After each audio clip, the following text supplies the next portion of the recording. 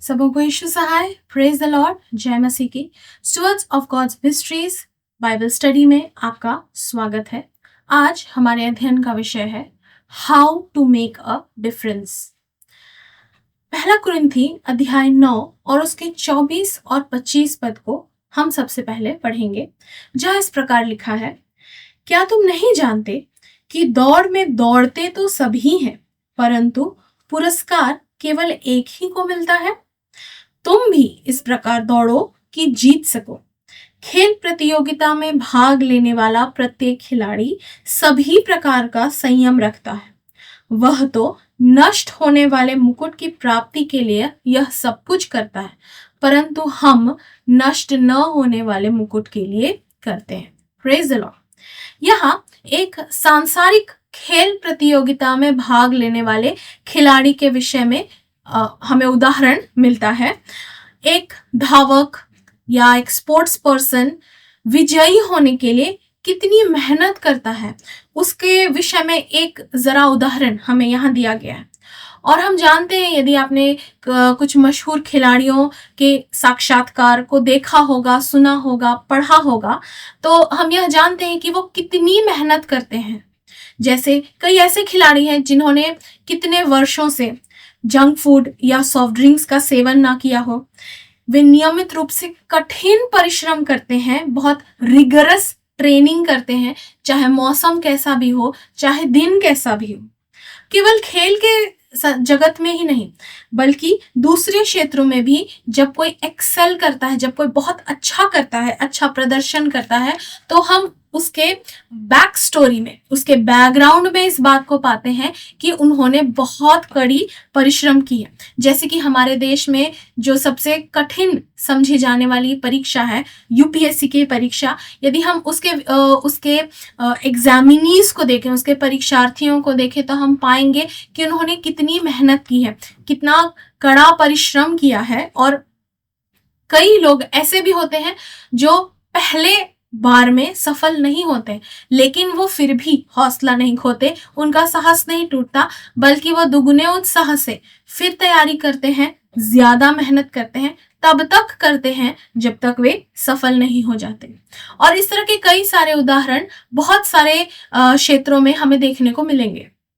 यह सारी मेहनत नाश हो जाने वाली चीजों के लिए है, जैसा कि यहाँ लिखा है, नष्ट होने वाले मुकुट की प्राप्ति के लिए। और यदि नौकरी की बात की जाए तो एक समय सीमित नौकरी या एक समय सीमित जीवन के लिए।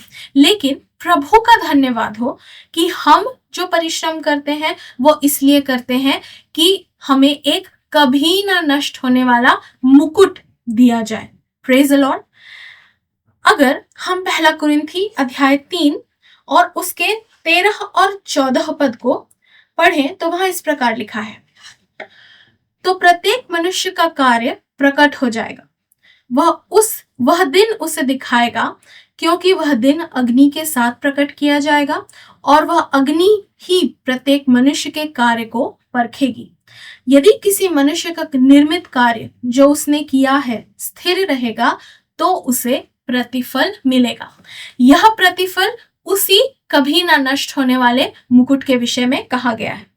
अब यहाँ ध्यान देने वाली बात यह है कि न्याय के दिन जब हम परमेश्वर के सिंहासन के सम्मुख खड़े होंगे, तो इस पृथ्वी पर हमने जितने भी कार्य किए हैं उन सब कार्यों को परखा जाएगा आग से, और उन कार्यों का प्रतिफल हमें तभी मिलेगा जब आग से परखे जाने के बाद भी वो कार्य स्थिर रहे।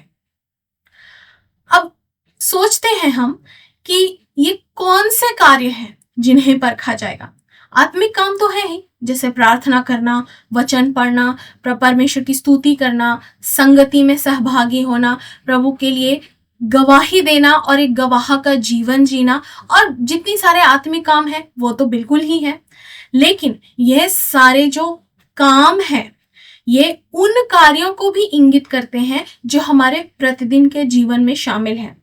यदि हम स्टूडेंट हैं तो हमारी पढ़ाई का काम है, यदि आप प्रोफेशनल हैं तो आपके कार्य क्षेत्र का काम हो सकता है, पारिवारिक जिम्मेदारियां हो सकती हैं, घर के काम हो सकते हैं।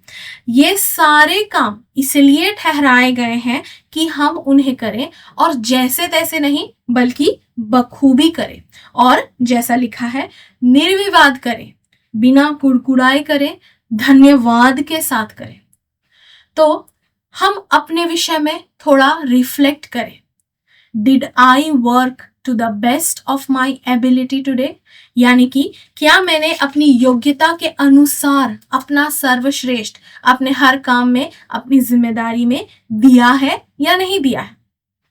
प्रेरितों के काम में इस तरह लिखा है, जब पवित्र आत्मा तुम पर आएगा तो तुम सामर्थ पाओगे।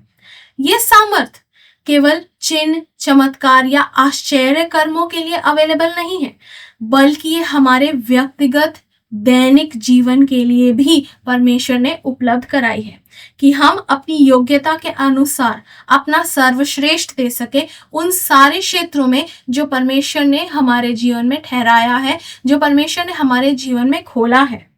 हमारे द्वारा लोग आशीषित हों, कुछ नया सीखें, शिक्षित हों, सकारात्मक रूप से प्रभावित हो। यह सारी बातें इन कार्यों की श्रेणी में आती हैं जो कार्य अंत के समय में, जब हम न्याय के दिन परमेश्वर के सिंहासन के सम्मुख खड़े होंगे, तब परखा जाएगा। ये वो सारे कार्य हैं।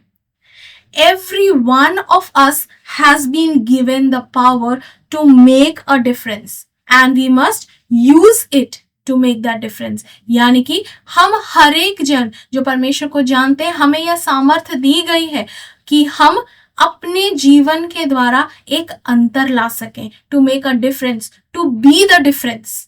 हम एक बदलाव ला सकें, जिस बदलाव को परमेश्वर हमारे जीवन में देखना चाहता है, और परमेश्वर हमारे जीवन के द्वारा दूसरे लोगों के जीवन में बदलाव को लाना चाहता है, देखना चाहता है, दूसरों के लिए हमें आशीष का कारण बनाना चाहता है।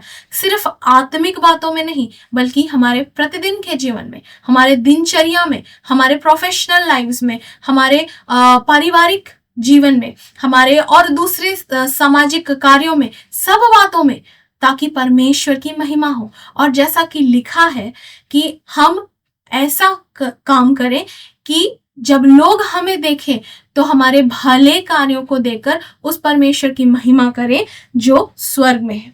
और तभी यह असर आएगा, और यह कार्य जो न्याय के दिन परखे जाएंगे और ठहर जाएंगे, तभी यह हो पाएगा कि हमें परमेश्वर की ओर से पुरस्कार मिले, या कभी ना नष्ट होने वाला मुकुट हमें प्राप्त।